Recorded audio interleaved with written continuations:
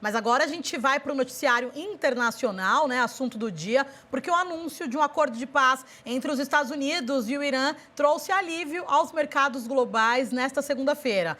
O entendimento prevê a reabertura do Estreito de Hormuz, uma das principais rotas de transporte de petróleo do mundo, responsável por cerca de 20% do comércio global da commodity. Com a perspectiva de normalização do fluxo marítimo, o petróleo recuou e as bolsas registraram alta. Apesar do avanço diplomático, ainda há dúvidas sobre a implementação do acordo e sobre a situação no Líbano, apontada como um dos pontos mais sensíveis das negociações. Para analisar, então, os desdobramentos desse acordo e os impactos para a geopolítica e economia mundial, e também de olho aqui, claro, no nosso agro, a gente conversa agora com o professor Vinícius Guilherme Rodrigues Vieira, ele que é doutor em Relações Internacionais e mais uma vez nos atende gentilmente. Professor, muito boa tarde, bem-vindo aqui mais uma vez ao nosso Agro Notícias. Eu que agradeço, Regina, pelo convite. Muito obrigado, boa tarde a todos. Boa tarde, professor. De olho por aqui em todo esse anúncio, né? Ainda tem uma expectativa, porque de fato ali vai ser assinado na sexta-feira e porque nos últimos tempos a gente acompanhou um vai e vem, digamos assim, em relação a esse assunto. Como que o professor analisa esse momento, analisa esse anúncio, esse acordo, essa perspectiva e expectativa para sexta-feira, principalmente de olho também na situação ali no Líbano, professor?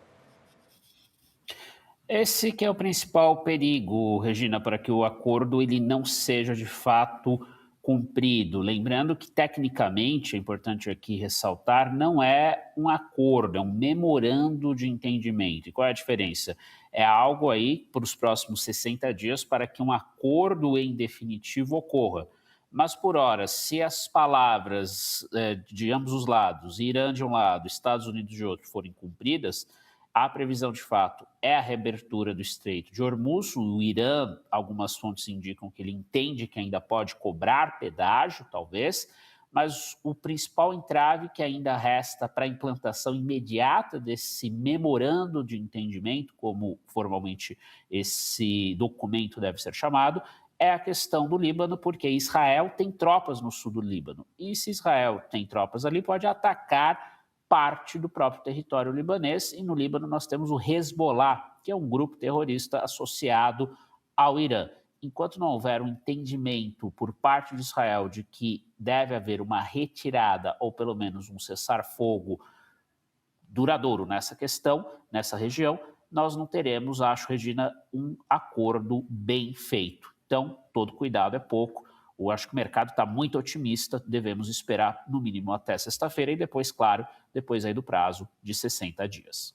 Certo, professor. E aí, já pegando esse gancho, né, falando de mercado, porque o mercado reagiu imediatamente, né, com todo esse anúncio, com queda do petróleo e alta das bolsas. Essa reação faz sentido ou, na sua avaliação, ainda é muito cedo para comemorar? O professor deu ali um ganchinho para a gente já um pouco sobre o assunto.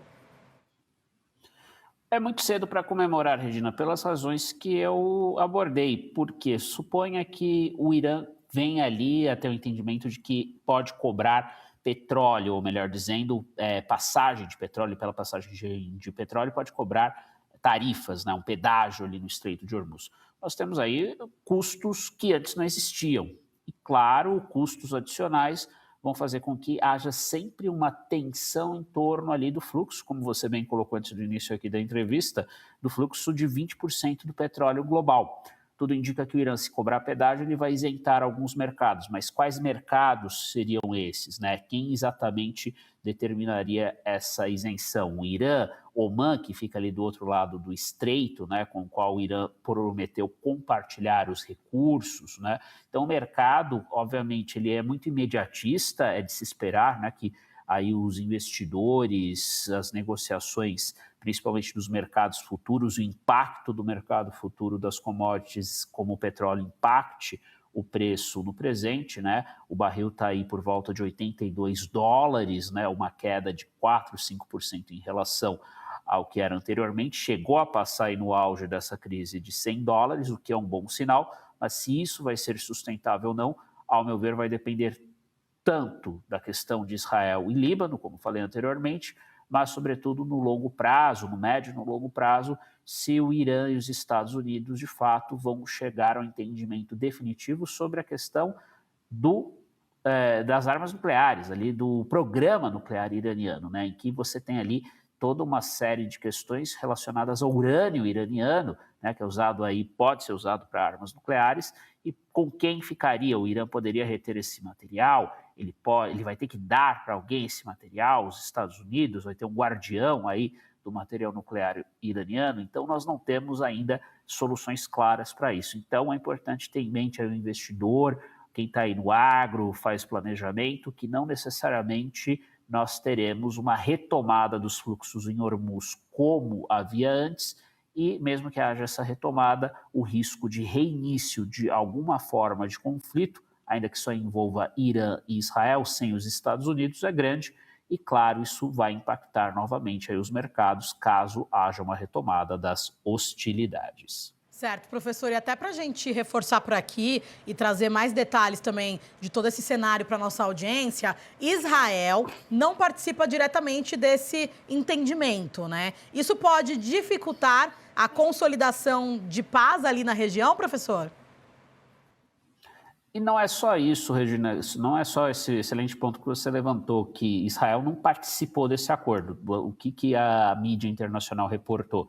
Que de um lado, Trump e seu vice-presidente, J.D. Vance, assinaram um acordo, de outro ali, a liderança iraniana, inclusive o líder supremo, Mujtaba Khamenei, que é filho, né, do ex-líder supremo, né, o falecido Ali Khamenei, que acabou sendo morto aí por hostilidades, aí, ataques provocados por Israel, nessa tentativa que foi fracassada por parte de Israel e dos Estados Unidos de mudar o regime iraniano, algo que não vai ocorrer. Então, como que Israel reage a esse contexto? O importante é a gente prestar atenção no que vai acontecer até outubro. Outubro tem eleições, não só aqui no Brasil, mas também vai ter eleições lá em Israel. E, ironicamente, isso daí talvez impacte mais as nossas próprias eleições, né? Ou as eleições de Israel podem impactar indiretamente muito mais o mercado internacional e, por consequência, o nosso agro. Porque o primeiro-ministro Benjamin Netanyahu, ele quer a todo custo ganhar as eleições. Ele lidera ainda as pesquisas, né? Ele é primeiro-ministro, então ele tem que formar ali maioria no parlamento, que tem 120 cadeiras. Então, Regina, o Netanyahu, ele a todo custo, ele precisa de um inimigo externo. Na ausência, né, do Irã diretamente, quem sobra como inimigo externo, já que o Hamas, lá na faixa de Gaza, já foi dizimado aí nesses 3 últimos anos de guerra, desde a reação legítima de Israel contra os ataques lá do Hamas de 7 de outubro de 2023. É atacar o Hezbollah, atacar o território libanês, até mesmo áreas ali onde o Hezbollah não estaria tão presente, como até mesmo subúrbios da capital Líbano, que fica ali mais ou menos no centro desse pequeno país ali ao norte de Israel, ali no Mediterrâneo. Então, Regina, o que vai se passar até outubro, tudo aí que é político, né, que a princípio não é de grande preocupação do agro, que se passa lá em Israel, pode impactar diretamente os mercados, inclusive não somente os mercados exportadores, mas o acesso a insumos, porque o incentivo para Israel continuar aí o campo de batalha, continuar ativo no conflito, é bastante elevado. Professor Vinícius Vieira, quero agradecer mais uma vez sua participação aqui com a gente, ajudando a trazer um pouco mais de luz, né, em relação a esse assunto que às vezes fica difícil da gente entender, né, principalmente por tanta volatilidade nos últimos tempos. Vamos aguardar, né, o que vai acontecer durante essa semana, até sexta-feira. Mas muito obrigada e até uma próxima. Eu que agradeço. Até uma próxima. Excelente semana a todos. Obrigada, até mais.